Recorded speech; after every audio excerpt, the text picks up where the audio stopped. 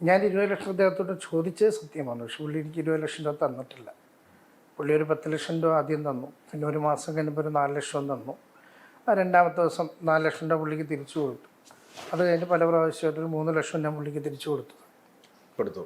ഇനി 7 ലക്ഷം കൊടുക്കാനുള്ളൂ. അത്രേ ഉള്ളൂ. അപ്പോൾ അങ്ങനെ കൊടുത്തിട്ടുണ്ടെങ്കിൽ പിന്നെ അദ്ദേഹം എന്തിനായിരിക്കും 20 ലക്ഷം രൂപ ഇതുവരെ തന്നിട്ടില്ല എന്ന് പറഞ്ഞാൽ ഇത്രയും മാധ്യമങ്ങളുടെ മുൻപിൽ താറടിച്ച് കാണിക്കേണ്ട ഒരു പർപ്പസ് എന്തായിരിക്കും ചോദിച്ചില്ലേ? ഞാൻ പറഞ്ഞു ചിലപ്പോൾ പുള്ളിയുടെ തെറ്റിദ്ധാരണയായിരിക്കാം. പുള്ളി ഇപ്പം എനിക്ക് അത്രയും രൂപ തന്നെന്ന് ചിലപ്പോൾ പുള്ളി തെറ്റിദ്ധരിച്ചിട്ടുണ്ടാകും. അതിനെന്താ നമ്മൾ ചെയ്യേണ്ടത്? നമ്മളൊരു ആരോപണം ഉന്നയിക്കുമ്പോൾ നമ്മളെ ബാങ്ക് സ്റ്റേറ്റ്മെൻറ്റ് എടുത്ത് നോക്കിയാൽ നമുക്കറിയാമല്ലോ. ഞാനൊരു മറുപടി പറയാൻ വന്നപ്പോൾ ഞാൻ എൻ്റെ സ്റ്റേറ്റ്മെൻ്റ് എല്ലാം എടുത്തിട്ടല്ലേ വന്നിരുന്നത്. പുള്ളി അങ്ങനെ ഒരു ആരോപണം ഉന്നയിക്കുമ്പോൾ പുള്ളിക്കത് ആദ്യം പുള്ളിക്ക് ചെക്ക് ചെയ്യാമല്ലോ. ബാങ്ക് വഴിയാണല്ലോ പുള്ളി പൈസ തന്നേക്കുന്നത്. തെറ്റിദ്ധാരണ പറ്റിയതാണ് ആയിരിക്കാം. ഇപ്പം ഇന്നത്തെ ഒരു പ്രസ് മീറ്റിന് ശേഷം അവരുടെ ഭാഗത്ത് നിന്ന് എന്തെങ്കിലും ഒരു വിളികളോ അങ്ങനെ എന്തെങ്കിലും ഇല്ല, ഒന്നും വന്നിട്ടില്ല. പക്ഷെ ഞാൻ വിളിച്ചിരുന്നു. ഞാൻ പ്രസ് മീറ്റ് കഴിഞ്ഞ് ഞാൻ രാത്രി ഹരീഷിനെയും വൈഫിനെയൊക്കെ വിളിച്ചു. ഒരു പക്ഷേ രണ്ടുപേരും ഫോൺ എടുത്തില്ല. ഫോൺ എടുത്തില്ല. ഹരീഷ് കണാറിന് ഇന്റർവ്യൂ കൊടുത്തതിന് ശേഷം ഒരു തിയേറ്റർ വിസിറ്റിന്റെ സമയത്ത് അദ്ദേഹം പറയുണ്ടായി, വിളിച്ചു, ബാദുക്ക എന്നെ വിളിച്ചിട്ടുണ്ടായിരുന്നു, പൈസ തരാമെന്ന് പറഞ്ഞു, എല്ലാം ഓക്കെ ആയി എന്ന് പറഞ്ഞു അദ്ദേഹം ഒരു സ്റ്റേറ്റ്മെന്റ് പറയുന്നുണ്ടായി. പക്ഷെ അതിനെ നേരെ എതിർക്കുകയാണ്, ഞാൻ അങ്ങനെ വിളിച്ചിട്ടേ ഇല്ല. എന്തിനായിരിക്കും പുള്ളി കള്ളം പറയുന്നത്? അതെനിക്ക് മനസ്സിലാകുന്നില്ല. പുള്ളിക്ക് ഒരു കുറ്റബോധം തോന്നി എന്നുള്ളതാണ് എനിക്ക് പല പ്രാവശ്യം മനസ്സിലായിട്ടുള്ള കാര്യം. പുള്ളി പലരെയും ബന്ധപ്പെടുമ്പോൾ പുള്ളിക്ക് ഒരു അബദ്ധം പറ്റിയ പോലെയാണ് പിന്നീട് സംസാരമൊക്കെ ഉണ്ടായിരിക്കുന്നത്. നമ്മളുമായിട്ട് വേണ്ടപ്പെട്ടവരൊക്കെ തമ്മിൽ സംസാരിക്കുമ്പോഴൊക്കെ പുള്ളിയുടെ ഭാഗത്തുനിന്ന് അങ്ങനെ ഒരു എടുത്തുചാട്ടമായി പോയി, അങ്ങനെ ഒരു അബദ്ധം പറ്റി എന്നുള്ള രീതിയിലാണ് പുള്ളി അവരോടൊക്കെ പറഞ്ഞേക്കുന്നത്.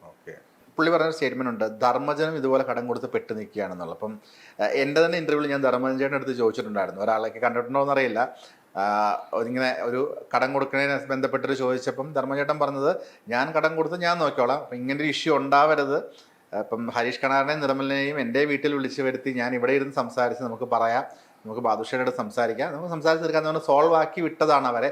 പിറ്റേ ദിവസം മുന്ന് പുള്ളി എന്തിനാണ് ഇത് മാധ്യമങ്ങളിൽ പറഞ്ഞത് എനിക്ക് മനസ്സിലായില്ല, എൻ്റെ കാശ് നോക്കാൻ എനിക്കറിയാവുന്നതാണുള്ള സ്റ്റേറ്റ്മെൻറ്റാണ് ധർമ്മചേട്ടൻ പറഞ്ഞത്. ഈ ധർമ്മചേട്ടൻ അത് ഹരീഷ് കണാരൻ പറഞ്ഞതിൽ എന്ത് സത്യമുള്ളൂ? ധർമ്മചേട്ടൻ്റെ ഒരു കാര്യം പറഞ്ഞത് ഹരീഷ് കണാരൻ പറഞ്ഞില്ല. ഞാനും ധർമ്മജനും, ഞാൻ ആ സമയത്ത് ഹരീഷിൻ്റെയും ധർമ്മജനും വേറൊരു ആർട്ടിസ്റ്റിൻ്റെയും ഡേറ്റുകൾ മാനേജ് ചെയ്തുകൊണ്ടിരുന്ന ആളാണ്. എനിക്കൊരു അത്യാവശ്യം ഞാൻ നല്ല സിനിമകൾ ചെയ്തുകൊണ്ടിരിക്കുന്ന സമയമാണ്. എനിക്ക് ആരോട് ചോദിച്ചാലും എനിക്കൊരു ആവശ്യത്തിന് പൈസ തരാൻ എല്ലാവരും തയ്യാറാകുന്നൊരു സമയമാണ്. പക്ഷെ ഞാൻ ഇവരുടെയൊക്കെ കൂടെ ഇവരുടെ കാര്യങ്ങൾ നോക്കിക്കൊണ്ടിരിക്കുന്നതുകൊണ്ട് എനിക്കൊരു ആവശ്യം വന്നപ്പോൾ ഞാൻ ഇവരോട് ചോദിച്ചു, എനിക്കിങ്ങനൊരു ആവശ്യമുണ്ട്.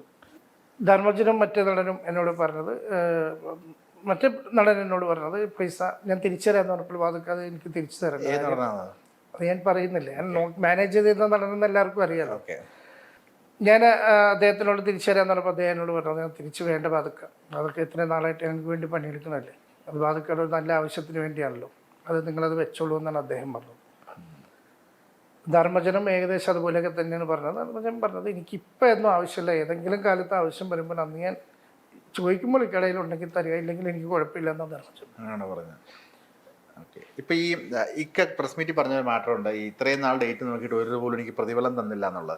അതിൻ്റെ ഒരു ഇൻഡസ്ട്രിക്കുള്ളിൽ നമ്മൾ പല ആവർത്തി കേൾക്കുന്ന ഒരു കാര്യമുണ്ട്, ഒരു ഡേറ്റ് നോക്കുന്ന ഒരാൾ എപ്പോഴും ഒരു ആർട്ടിസ്റ്റിന് റെമ്യൂണറേഷൻ അയാൾ കൂട്ടുകയും അതിൽ നിന്നൊരു പെർസെൻറ്റേജ് ഈ ഡേറ്റ് നോക്കുന്ന ആൾ എടുക്കുകയും ചെയ്യുന്നുള്ള പ്രവണത പല സ്ഥലങ്ങളിലായിട്ട് ഞാൻ കേട്ടിട്ടുണ്ട്.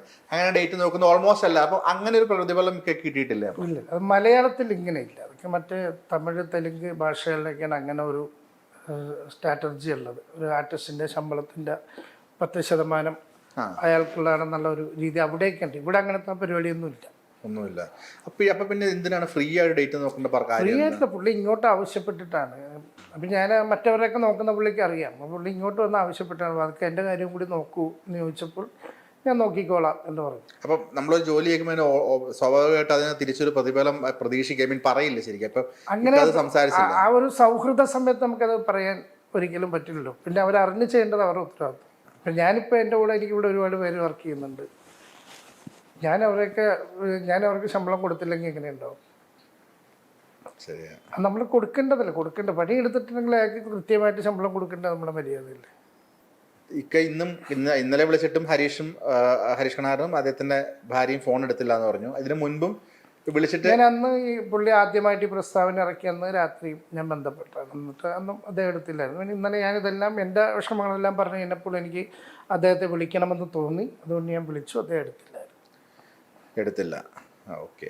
ഇന്നലെ ആക്ച്വലി എന്ത് പറയാനായിരിക്കും ഇക്ക വിളിച്ചത്? അല്ല, പുള്ളി എന്നെ പറ്റി ഒരു ആരോപണം ഉന്നയിച്ചു. അതിൻ്റെ സത്യാവസ്ഥ ഞാൻ വെളിപ്പെടുത്തിയിട്ടുണ്ട്. എനിക്ക് നിങ്ങളോട് വിരോധമൊന്നുമില്ലെന്ന് പറയാൻ വേണ്ടി തന്നെയാണ് ഞാൻ വിളിച്ചത്. പക്ഷെ ഇക്ക ഇന്നലെ പറഞ്ഞതിൻ്റെ അത് രൂക്ഷമായ ഒരു പ്രസ്താവന, ഒരു ആരോപണമുള്ള അദ്ദേഹത്തിൻ്റെ കയ്യിലിരിപ്പുകൊണ്ട് മാത്രമാണ് അദ്ദേഹത്തിന് അവസരങ്ങൾ നഷ്ടപ്പെട്ടത്. ഒരുപാട് പേര് ഇനിയും വെളിപ്പെടുത്തും. അത്രയും മോശമായ രീതിയിൽ അദ്ദേഹം ലൊക്കേഷനിൽ ഉള്ള കയ്യിലിരിപ്പുകൾ പറയുന്നുണ്ട്.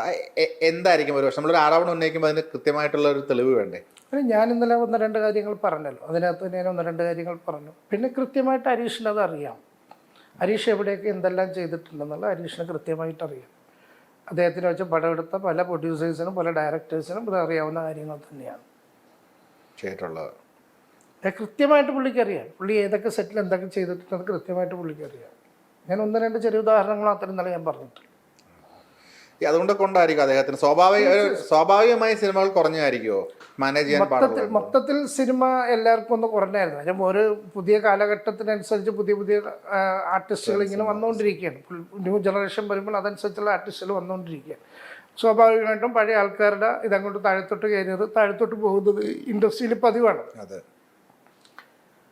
പിന്നെ നമുക്കൊരാൾ ഒരിക്കലും കഴിവുള്ള ഒരാളെ നമ്മൾ ആരും വിചാരിച്ചാലൊന്നും അയാളെ വിലക്കാനോ അല്ലെങ്കിൽ അയാളെ നമുക്ക് ഒഴിവാക്കിപ്പെടാനോ പറ്റില്ല. ഇയാളെ നിർബന്ധമാണെങ്കിൽ തീർച്ചയായിട്ടും അയാൾ ആ സിനിമയിൽ അഭിനയിച്ചിരിക്കും. അതൊരു പ്രൊഡക്ഷൻ കൺട്രോൾ വിചാരിച്ചാലും നടക്കില്ല. അത് ഡയറക്ടറും അതിൻ്റെ സ്ക്രിപ്റ്റ് റൈറ്ററുമാണ് തീരുമാനിക്കുന്നത് ആരൊക്കെയാണ് അഭിനയിക്കേണ്ടതെന്നുള്ളത്. കുറേ പ്രൊഡ്യൂസറും ARMൻ്റെ സംഭവം തന്നെ പറഞ്ഞല്ലോ, നമുക്ക് അദ്ദേഹം ചോദിച്ച പ്രതിഫലം കൊടുക്കാൻ പറ്റില്ല എന്ന് പറഞ്ഞ് പ്രൊഡ്യൂസറാണ് മാറ്റിയത്.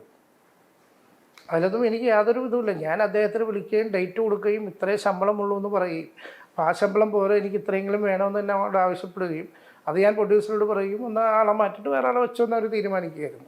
ഇത് അന്ന് കമ്മ്യൂണിക്കേറ്റ് ചെയ്തില്ലേ? തീർച്ചയായിട്ടും ഒന്ന് കമ്മ്യൂണിക്കേറ്റ് ചെയ്താൽ പുള്ളിക്ക് തന്നെ അറിയാമല്ലോ അതൊക്കെ. പക്ഷെ പുള്ളി പറഞ്ഞത് നേരെ ഉൾട്ടായിട്ടാണല്ലോ പുള്ളി പറഞ്ഞത്. അല്ല, അതൊക്കെ എന്തിനാ അങ്ങനെ പറഞ്ഞതെന്ന് എനിക്ക് മനസ്സിലാകുന്നില്ലെന്ന് ഞാൻ പറഞ്ഞു. അപ്പോൾ ഇതിൻ്റെ പുറകിൽ ഹരീഷ് കണാരൻ മാത്രമായിരിക്കില്ല, വേറെ ആരെങ്കിലും ഉണ്ടെന്ന് തോന്നുന്നുണ്ട്. ഇദ്ദേഹം ഇങ്ങനെ ഒരാൾ വെറുതെ ഇല്ലാത്തൊരു കള്ളം വിളിച്ച് പറയുന്നു, തുടർച്ചയായിട്ട് പറയുന്ന എല്ലാം കള്ളത്തരമെന്നും ഒക്കെ പറയുമ്പം ഒന്നുകിൽ വ്യക്തിവൈരാഗ്യമായിരിക്കണം, അല്ലെങ്കിൽ വേറെ എന്തെങ്കിലും ഒരു പ്ലേ ആയിരിക്കണം, ഒന്നിൽ കൂടുതൽ ആളുകൾ അങ്ങനെ എന്തെങ്കിലും തോന്നി? അല്ല, അത് എൻ്റെ മനസ്സിൽ പല പ്രാവശ്യം തോന്നിയിട്ടുണ്ട്. എൻ്റെ പിന്നിൽ ആരൊക്കെയോ എന്തൊക്കെയോ പ്രവർത്തനങ്ങൾ ഇയാളുടെ പിന്നിൽ നടത്തിയിട്ടുണ്ടെന്നുള്ള കാര്യം എനിക്ക് തോന്നിയിട്ടുണ്ട്. ശത്രുവായിരിക്കാം, മിത്രമായിരിക്കാം, ആരെങ്കിലും ആയിരിക്കും. ഏതായാലും ഇയാളുടെ പിന്നിൽ ആരോ ഉണ്ട് എന്നുള്ള കാര്യത്തിൽ ഒരു സംശയമില്ലാത്ത കാര്യം എൻ്റെ സിനിമ റിലീസ് ഡേറ്റ് അനൗൺസ് ചെയ്തതിന് ശേഷമാണ് ഈ സംഭവമെല്ലാം ഉണ്ടാകുന്നത്. ആ സിനിമ ഇറങ്ങരുതെന്ന് ആഗ്രഹിക്കുന്ന ആരും ഇതിൻ്റെ പിന്നിൽ ഉണ്ടായിരിക്കാം. അതായത് ഈ ഇക്കൊക്കെ കടം തന്നു കഴിഞ്ഞാൽ തിരിച്ചു തരില്ല എന്നുള്ളൊരു പബ്ലിസിറ്റി വരുത്തുക, എന്നിട്ട് ആ സിനിമയുടെ റിലീസിനെ അത് മാറ്റാം. ഇക്ക തന്നെ പ്രസ് മീറ്റിൽ പറഞ്ഞാണ്ട് പലരും തരാനിരുന്ന പലരും പിന്മാറി. ഇത് ഈ പ്രസ്താവന വന്നതോടുകൂടി എന്നെ ആ പടം ഇറങ്ങാൻ സഹായിക്കാമെന്ന് തീരുമാനിച്ചെന്ന് പലരും പിന്മാറിക്കളഞ്ഞു.